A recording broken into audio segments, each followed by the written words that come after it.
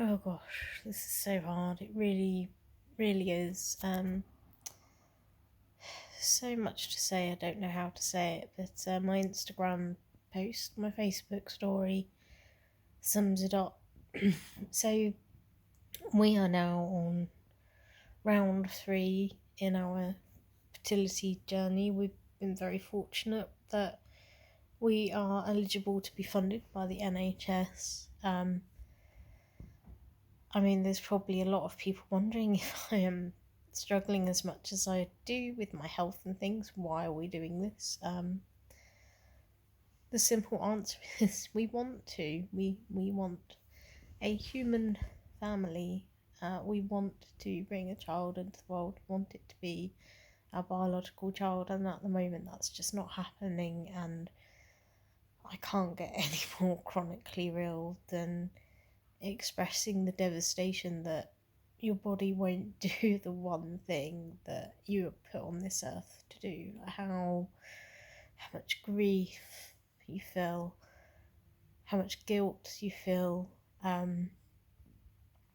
self-blame, blaming the universe, all the what ifs, coulda, shoulda, wouldas, they all go around in your head over and over and over, and it is consuming.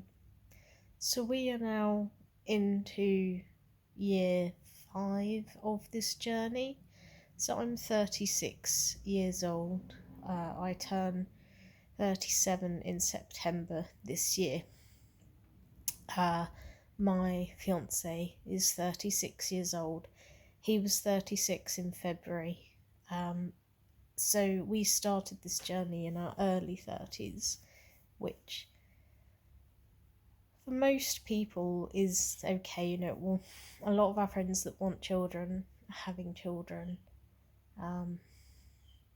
We're in a much better place generally of handling it than we were, but still, I'm really coming to terms with the possibility that I might not have a biological child, and I can't express that in words how devastating that is. So I have low ovarian reserve. What that means is that my reproductive system is about 10 years older than it should be. So the number of eggs that I have left and the quality of those eggs is much lower and much less, which makes it much more difficult for conception to happen, for me to be able to carry a pregnancy. There's so many factors that it impacts. And my fiance had a varicocele repair recently. A varicocele is a varicose vein in the vessels around the reproductive area of men, so it affects the sperm quality, the DNA specifically. There's a lot on Google to understand it, and I'm just rambling on about this now because if I go into science mode then it switches off emotion mode. But that is what this is about. Is, like I said, there's nothing more chronically real than I'm sat here on the sofa on and off crying, just having a duvet day. So yesterday I had my egg collection, so that is quite an invasive procedure. I felt like I was awake for the whole procedure. You're sedated, but they don't actually give you general anaesthetic, it's just a sedative. And I felt like I was aware. I was in so much pain every time I sat on the toilet. I thought that my insides were just going to fall out. Very uncomfortable, lots of pain.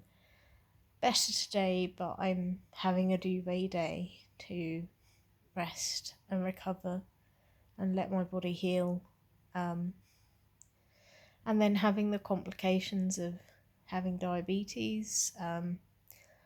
They don't like any idea of you being pregnant if your blood sugars are not perfect, which when you're someone who has diabetes that is insulin controlled and seems to just not respond as the average person does, that can be quite challenging in itself.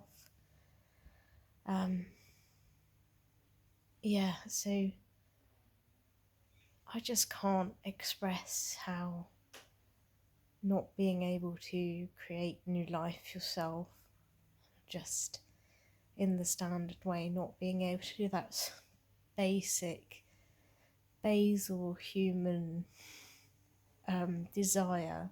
I mean, reproduction is pretty much your job as a member of any species, is to proliferate your species. There's nothing more